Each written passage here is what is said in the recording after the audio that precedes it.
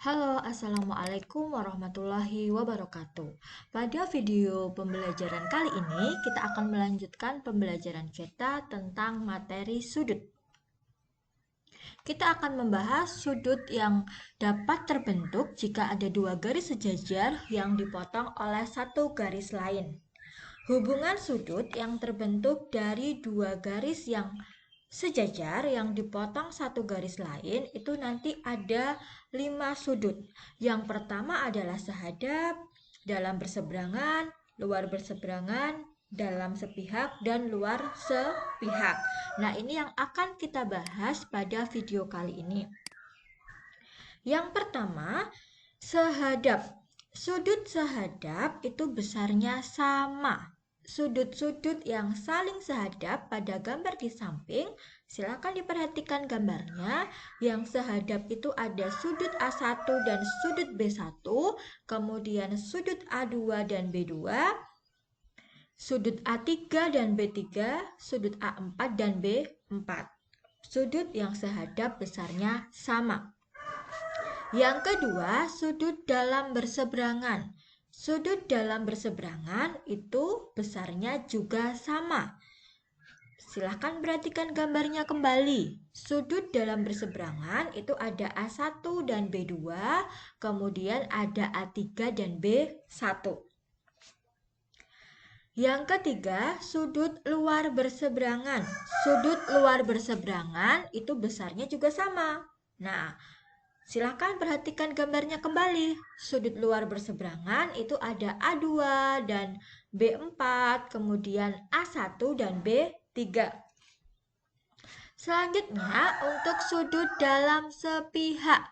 Sudut dalam sepihak itu jika dijumlahkan jumlahnya 180 derajat.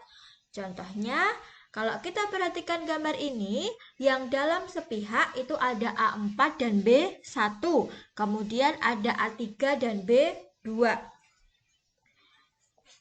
Yang kelima, ini sudut luar sepihak. Sudut luar sepihak itu jika dijumlahkan jumlahnya juga 180 derajat. Yang mana nih sudut yang luar sepihak? Yang ini A1 dan B4, kemudian A2 dan B3. Bagaimana penerapannya di soal? Silahkan perhatikan contoh berikut.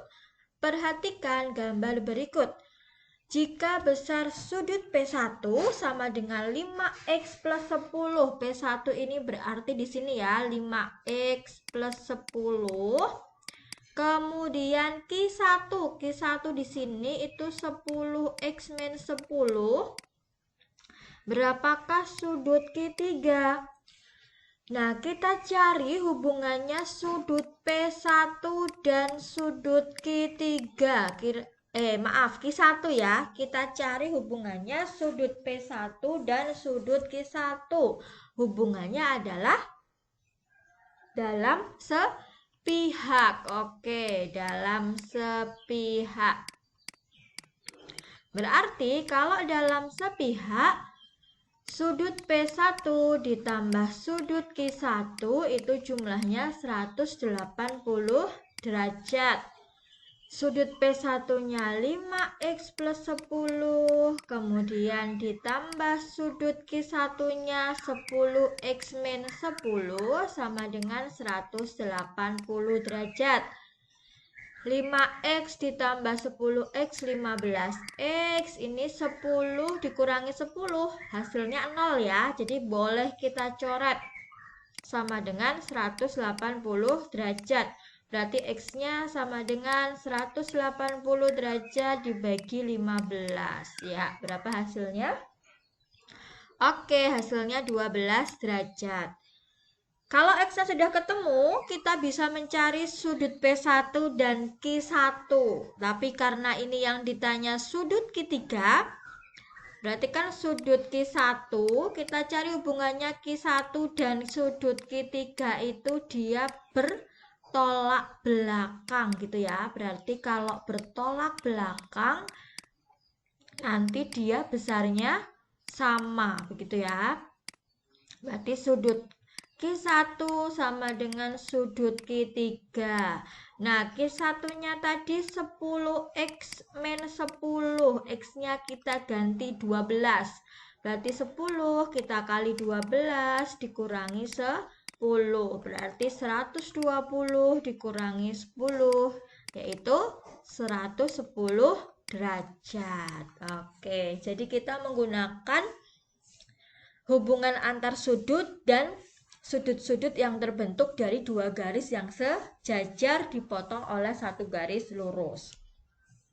Oke, perhatikan kembali untuk soal yang kedua. Ada gambar seperti ini, kemudian kita diminta untuk menentukan nilai B. Nah, untuk menentukan nilai B ini, kita garis bantu di sini, di tengah-tengahnya titik B ini ya. Jadi kita pakai garis bantu. Yang pertama kita cari di sini dulu. Nah, sudut yang di sini itu hubungannya dengan yang 155 itu dia juga dalam berseberangan. Jadi nanti cara mencarinya itu tinggal 180 dikurangi 155. Kenapa bisa 180? Karena kalau dalam berseberangan itu kita jumlahkan jumlahnya 180 derajat. Begitu ya. 180 derajat dikurangi 155 derajat hasilnya 25 derajat. Nah, kemudian yang B bawahnya itu sama juga. Ternyata hubungannya yang sudut di sini itu dengan yang 135 derajat itu juga sama-sama dalam berseberangan gitu ya. Berarti nanti kalau kita jumlahkan, jumlahnya itu juga 180 derajat. Berarti cara mencarinya 180 derajat dikurangi 135 derajat atau sama dengan 45 derajat. Berarti sudut B-nya itu gabungan antara 25 derajat ditambah 45 derajat atau berapa? Iya, 70 derajat. Jadi besar sudut B itu 70 derajat. Next, ada gambar seperti ini. Silahkan perhatikan gambarnya. Kita diminta untuk menentukan sudut X dan besar sudut DAB.